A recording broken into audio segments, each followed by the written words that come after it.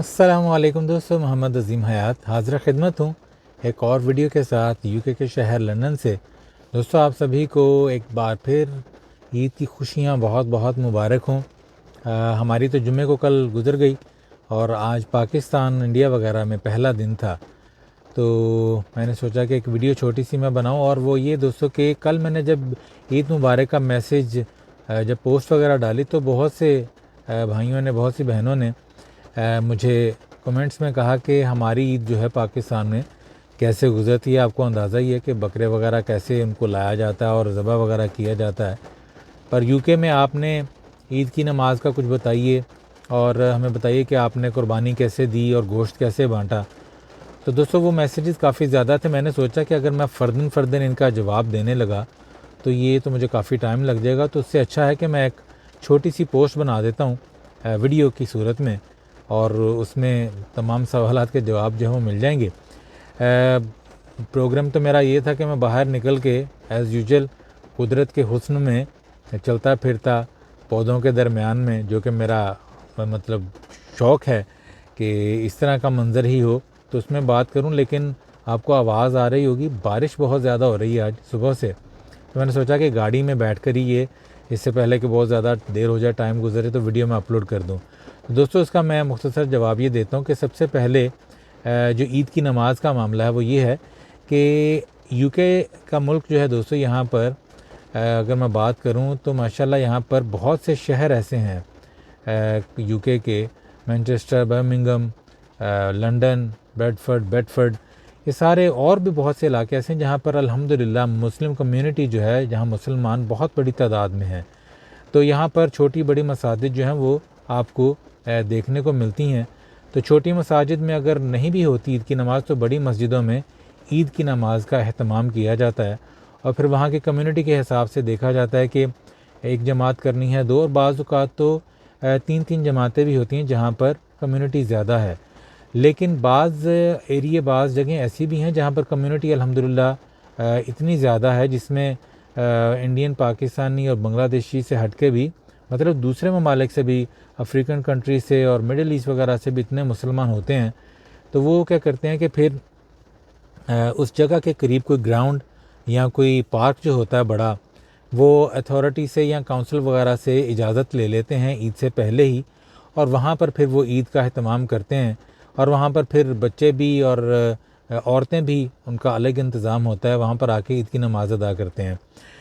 अब रहा मसला कुर्बानी का, तो दोस्तों ये कुर्बानी का मसला मैं आपको बड़े ही आसान तरीक़ों में अगर कहूँ तो वो ये है कि यहाँ पर यूके में कुर्बानी जो है वो मतलब कानूनन जायज़ नहीं है, मतलब जानवर को ज़बह करना। और वो उसकी वजह ये है दोस्तों कि यहाँ पर आपको मज़हबी आज़ादी है मुकम्मल तौर पर, लेकिन कुछ लिमिट्स हैं, आप उनसे तजावुज़ नहीं कर सकते।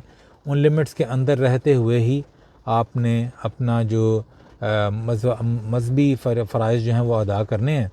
और जैसे नमाज वगैरह में कोई पाबंदी नहीं है, आप पढ़ सकते हैं। लेकिन कुर्बानी का, अगर मैं, और बातें फिर लंबी हो जाएंगी, कुर्बानी का अगर ज़िक्र करूं तो कुर्बानी कानूनन यहाँ पर जायज़ नहीं है। दोस्तों, यहाँ पर जो जानवरों के हकूक़ की तंजीमें हैं वो बहुत एक्टिव हैं। जिस तरह लोगों के हकूक़ का ख़्याल रखते हैं ये लोग, इन्होंने जानवर के हकूक़ की तंजीमें भी काफ़ी बनाई हुई हैं और बहुत एक्टिव हैं। वो इस चीज़ को यकीनी बनाते हैं कि जानवर छोटा हो या बड़ा हो, उनके साथ किसी किस्म की ज़्यादती नहीं होनी चाहिए। चैरिटीज़ बनाई हुई हैं बाकायदा, उन्होंने चंदे इकट्ठे किए जाते हैं और उनके हकूक़ के लिए ये काम करते हैं। अब अगर मैं ये कहूँ कि यहाँ पर वो कानूनन क्या कर सकते हैं क्या नहीं, तो उसका सिंपल जवाब ये है कि अगर इनको पता चल जाए कि आपने कोई ऐसा अमल किया है, तो उसका ना सिर्फ आपको भारी जुर्माना हो सकता है, बल्कि आपको कैद भी हो सकती है। और पर एक चीज़ जो मैं आपको बड़ी वाज़ेह तौर पर बताऊं दोस्तों, यहाँ पर घर जो हैं इतने छोटे छोटे हैं, मोर देन 90% मैं कहूँगा कि उन घरों में और फ्लैट्स में आप कोई जानवर ला ही नहीं सकते इस तरह का, बकरा वगैरह या कोई गाय वगैरह आप ला ही नहीं सकते। मतलब वो बात छुपी नहीं रहेगी। वो आपका कोई नेबर, आपका कोई मोहल्लेदार, आपका कोई सड़क पर रहने वाला अगर कोई इस तरह की चीज़ रिपोर्ट कर दे, तो वो यकीनन आपके ख़िलाफ़ एक्शन लेंगे। हाँ, कोई छुप छुपा के अगर कोई मुर्गी वगैरह ज़िबा कर लेता हो अपने किसी बाग में या किचन में तो मैं उसका कुछ कह नहीं सकता, कभी भी ऐसा भी मैंने सुना नहीं है।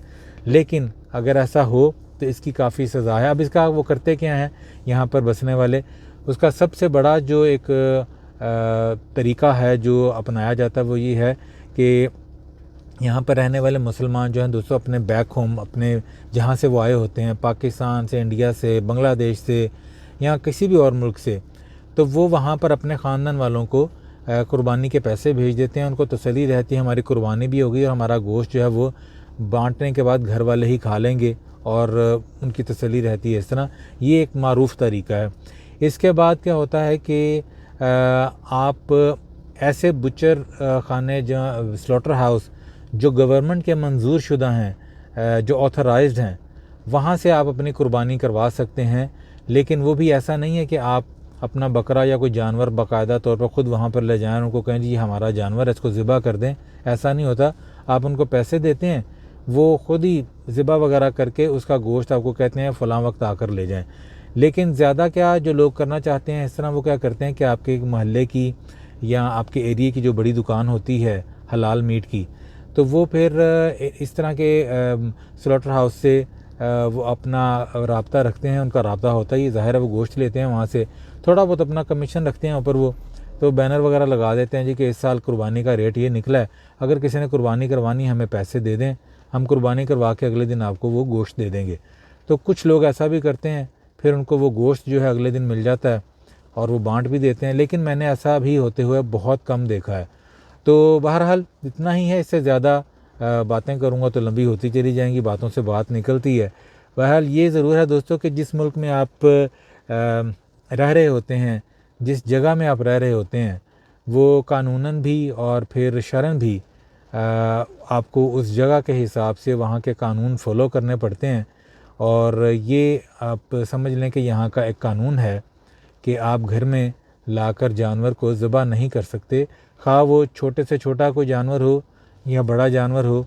हाँ, अगर कोई किसी फार्म हाउस में रहता है या बहुत खुले एरिया में रहता है, कोई लैंडलॉर्ड है इस तरह का, तो वो कुछ इस तरह का अहतमाम कर लें तो उसका मुझे पता नहीं है। लेकिन आप ये समझें कि बाकी घरों में ये मुमकिन ही नहीं है और करते भी नहीं हैं लोग। बहरहाल अपना बहुत सा ख्याल रखिएगा और मुझे बताइएगा कमेंट्स में दोस्तों कि आज आपका दिन कैसे गुजरा, कुर्बानी वगैरह के मामलात कैसे रहे, कसाई टाइम पर आया या नहीं आया, जो कि एक बहुत बड़ा रोला होता है, मैंने देखा है।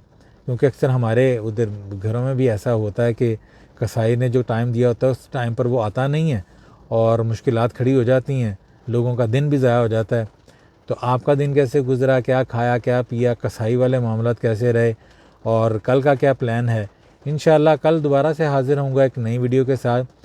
तब तक के लिए मुझे इजाज़त दीजिए, और कोई और सवाल हो ऐसा तो पूछ लीजिए, मैं इंशाअल्लाह जवाब दे दूँगा।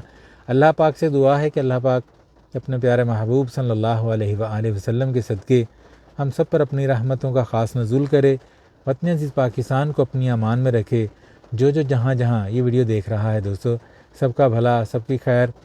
मैं एक चंद सेकंड के लिए खामोशी इख्तियार करूँगा, हो सकता है कि आपको बारिश की टिप टिप की आवाज़ आए, उसके बाद मैं वीडियो बंद कर दूँगा।